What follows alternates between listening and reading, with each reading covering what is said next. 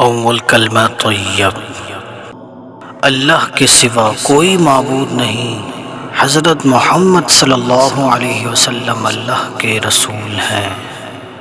دوسرا کلمہ شہادت، شہادت مانے گواہی۔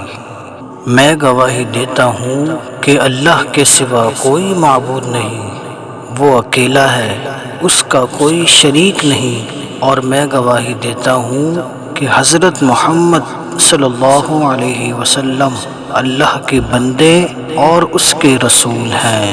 تیسرا کلمہ تمجید، تمجید مانے بزرگی۔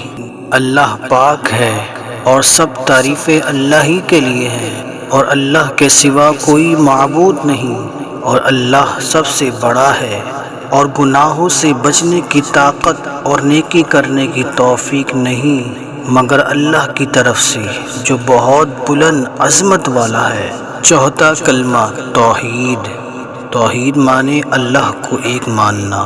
اللہ کے سوا کوئی معبود نہیں، وہ اکیلا ہے، اس کا کوئی شریک نہیں، اسی کے لیے بادشاہی ہے اور اسی کے لیے تعریف ہے۔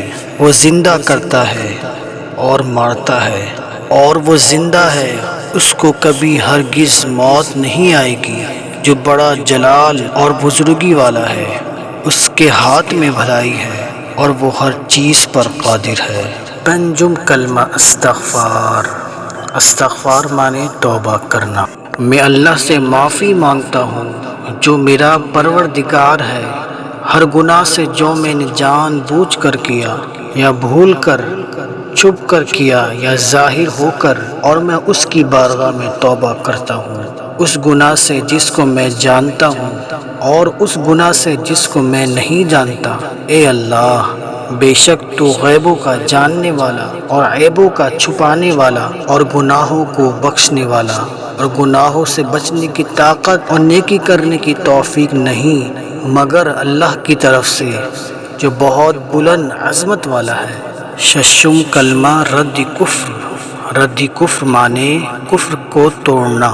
اے اللہ، میں تیری پناہ مانگتا ہوں اس بات سے کہ میں کسی شے کو تیرا شریک بناؤں جان بوجھ کر، اور میں بخشش مانگتا ہوں تجھ سے اس شرک کی جس کو میں نہیں جانتا، اور میں نے اس سے توبہ کی اور بیزار ہوا کفر سے، شرک سے، جھوٹ سے اور بدعت سے اور چغلی سے اور بے حیائی سے اور بہتان سے اور تمام گناہ سے، اور میں اسلام لایا، اور میں کہتا ہوں کہ اللہ کے سوا کوئی عبادت کے لائق نہیں، حضرت محمد صلی اللہ علیہ وسلم اللہ کے رسول ہیں۔